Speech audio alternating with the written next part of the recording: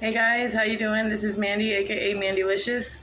Um, how's your guys' weekend going? Mine is going pretty good. Yesterday I hung out with a few friends, one of my best friends, and it's crazy because when my dad was tragically killed, uh, pretty much instantly, there was two guys that were in the car with my dad, and I just found out yesterday that they're cousins, and literally it's one of my best friend's cousins. That's the two guys that were in the car were both cousins, and what happened is one actually lives here where the city I stay at, and it's crazy. I tried to get a hold of him yesterday on Messenger, but I think it was a little late for him to get back with me. But wow, it's just amazing. Like, since I lost my family, and I wanted to know more about my real dad, uh, especially with the bloodline, and if we all ever have health problems one day or anything, and I seem to be a split image of my father. Um, I didn't know him at all, of course, because my mom was pregnant when he died. But these two guys, it's just amazing how we're all connected in the world sometimes, or it's like we're a masterpiece, and we're putting pieces together every day, or finding our way. And on New Year's Day, I'm going to actually meet the guy that was with my real dad, and maybe the other cousin that was with him, because he lives in this town. It's amazing, man. Like, I never thought. Actually, I literally just found out yesterday who the third guy is that was in the car. So there was three of them, including my dad, and I didn't know the other two were cousins. And on top of it, my best friend's cousin. Wow. But I'm pretty excited. Pretty excited to find out about my real dad because, I guess I'm pretty clumsy like him. He had some pretty curly hair. He had a 0 to 100 real quick, but the main thing is that clumsiness, and I know I look like him, like I have his big, forehead and the nose, the eyes. I might resemble my mama a little bit, but Spitfire, my dad. And yeah, it's just amazing how, as you get older and things come together, and you try, and the universe brings, things together, and it's crazy. I guess there's a time and place for everything, and definitely everything happens for a reason. And on this journey, I've been asking God, like, give me some courage. So what he does is he gives me, like certain dangers I have to overcome. So like when we ask the universe or God for something, it doesn't necessarily mean it's going to come exactly how we want it, because even with like wisdom, when I ask God for wisdom or the universe, and what happens is he gives me problems to solve. Like, it's not just boom, he gives me a smart brain or and when I ask him, for love, to help me love or anything, he gives me troubled people to help. And that's where that love has to come in for me to keep, moving forward with the people. And I have no problem with that at all. I've been there and I want to help people. But it is truly hard when we have, either a mirror of ourselves or, because nobody is perfect. So when you have that mirror of yourself, you got to have that wisdom or that courage or anything, like even for the strength of everything I'm going through. It's the difficulties I have to overcome. Like, that's how I'm going to get the strength, is when I get past these difficulties. So yeah, life is very, very awesome. It's very, very different. Like, when you get older and you do get wiser and smarter and you start believing and have faith, that faith right there is basically, it's just like, it's something that you already know you're going to get through, but it's just not there yet. But in your mind, you're going to get there. And it's very interesting. The faith with my whole family and everything that happened. And then like me and my dad, my stepdad that raised me, he's my dad, is really hard because he raised me a certain way. And as far as like respect, to treat everybody with respect, and if a woman doesn't agree with something a man is doing. You know, if you're young, you tell the parent, or if you're old enough, you handle it yourself, or you go get your daddy. Well, my dad lives with a roommate, and he has for like 12 years since my brother Ryan died. He went straight with his friend. And this friend kind of, I feel, you know, I don't want to be judgmental, but like I am literally in this situation because of the friend.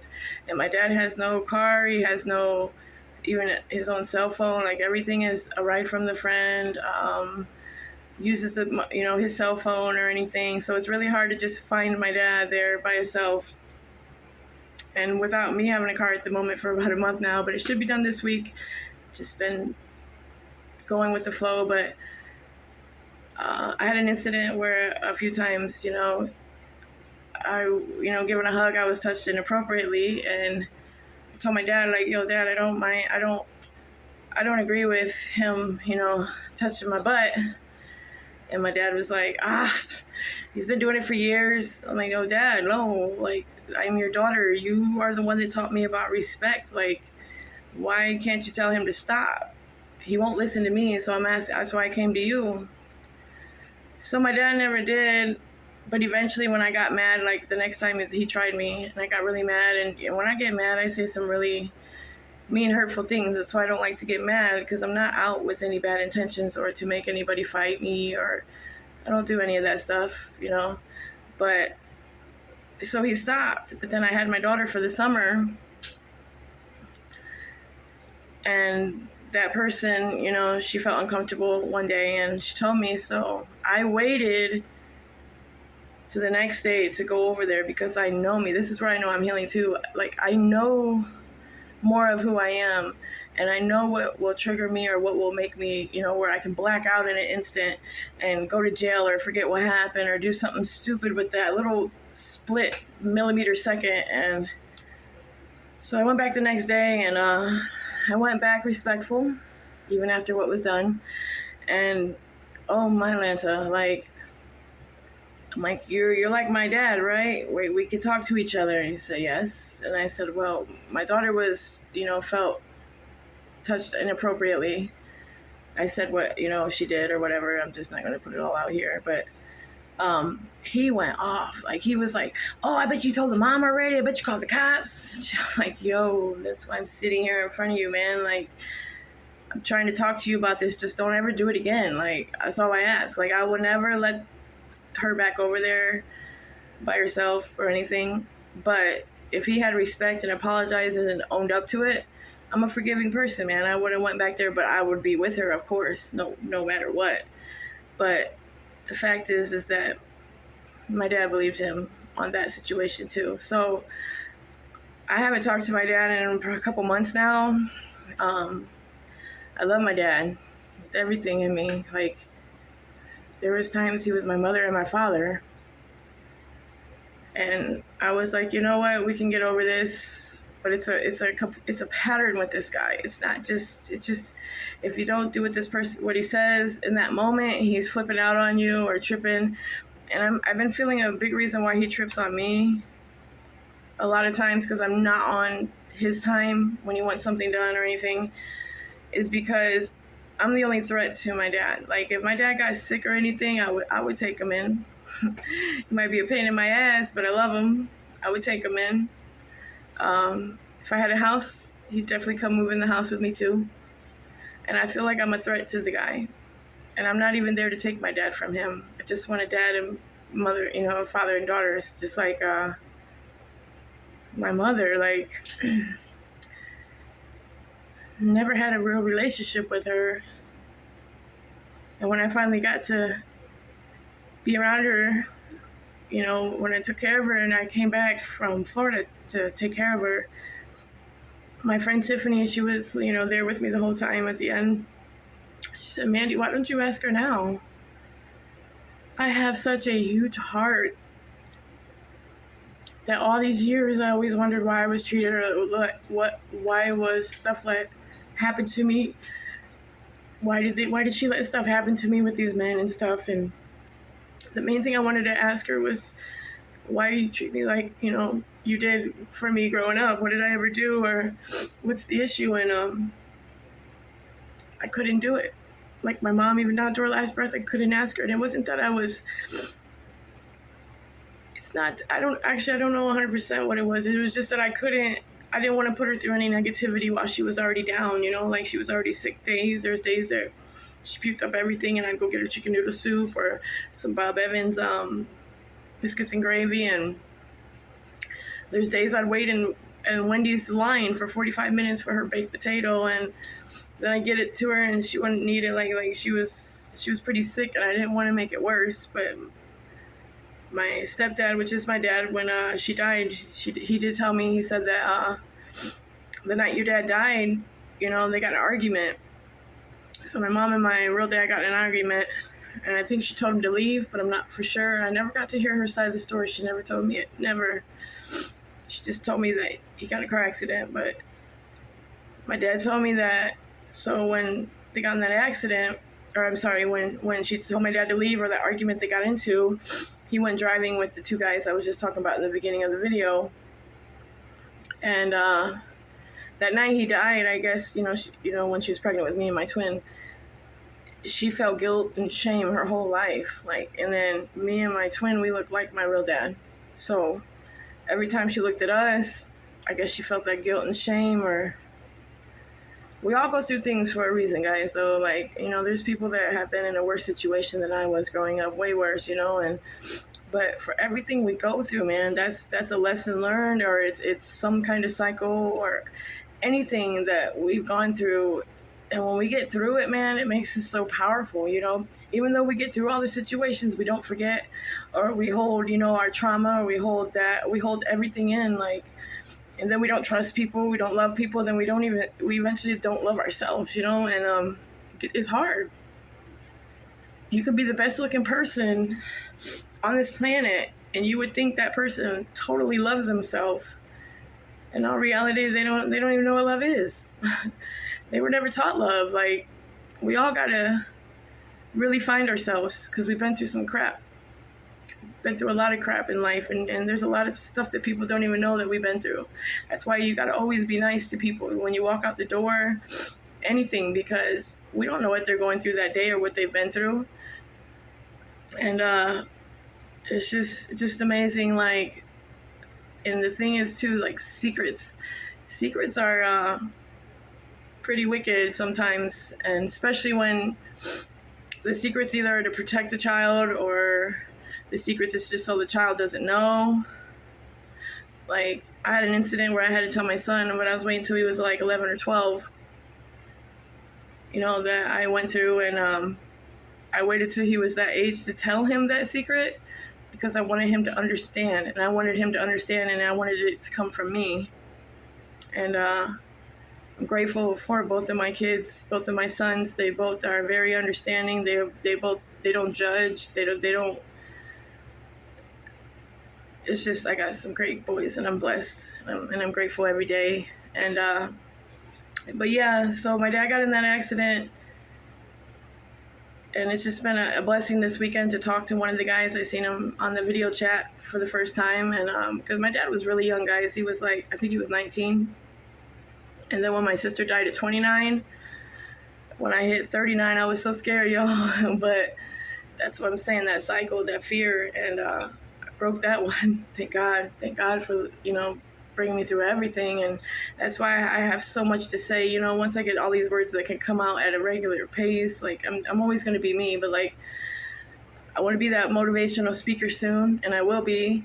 Then I want to write my book, my life story.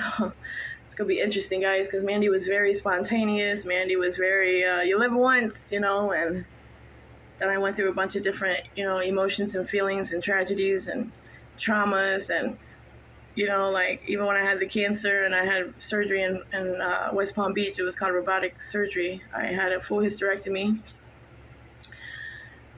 Thank God he healed me from that cancer. But the hardest part was, most of my life I did it alone. I've always been different. I've always been good. I've been good-hearted, but I've always been different. There's times I've been bad. There's times I've been good. There's times I've been to the bottom, and there's times I've been to the top.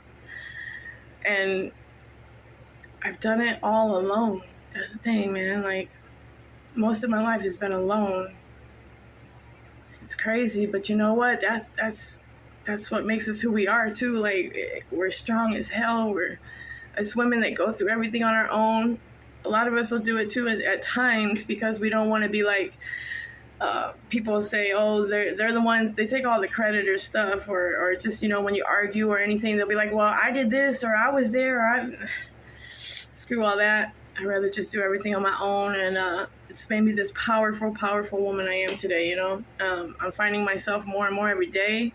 Everybody out here, you guys, like, even if it's like I always say, one thing a day, even if you tell yourself or find yourself, because, man, every time I'm like, yeah, I'm almost healed.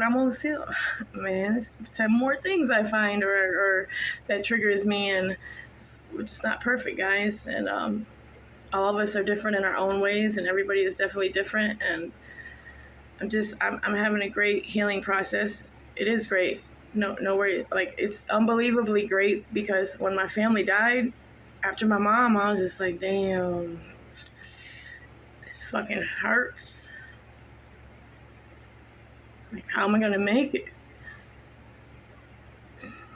But by God's grace, all that love, no matter what we do, He forgives us. Or I'm sorry, it's not. We don't know if it's a He, but I'm sorry, the universe or God shows us mercy. He's given me all that courage and all that, wisdom and knowledge, and overcoming all the difficulties. It's crazy because I never used to hardly cry, let alone cry on, on camera and stuff. But it's all good. Like, I'm very humble. I'm changing. I'm. One of the hardest things was to get rid of this. The old person, you look at it, you're like, man. We got too comfortable, guys. We're getting too comfortable, and we need to just, focus on ourselves sometimes. Well, most of the time, but like in our busy day, we don't forget to, talk to the universe or Jesus, and maybe say a prayer, or manifest something, or even for our goals, like our goals in life that we want to go big for, we have to change ourselves, guys. Like, I can't go in as my old person to these great new goals or finer things in life, as far as out here helping other people, if I haven't changed my past, if I still have any same patterns going on. Like, we got to help ourselves first. We got to change ourselves. We got to want it. I sure as hell want it, because them patterns and them cycles, man, oh, it's the worst, man. Like, I didn't feel I could go 10 more years, and if it wasn't for this spiritual awakening and stuff, I don't know if I'd be here today, because it's very hard when you have a lot of tragedies. But I love you guys. I might do another video later, and I hope you guys have a great weekend. Keep your head up. Be nice. I love you.